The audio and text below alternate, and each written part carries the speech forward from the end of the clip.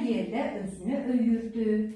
Mən hamıdan ağıllıyam, bacarıqlıyam, heç kim məni aldada bilməz. Bunu eşidən leylək ona güldü.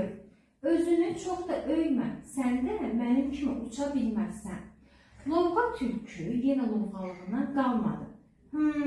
Sən məni öyrətsən, elə uçaram ki. Leylək tülkünün belindən yapışıb havaya qaldırdı.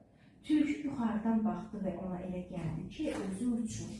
Leyləyə dedi, bəsdir, məni bura bax, daha özüm uça bilərəm.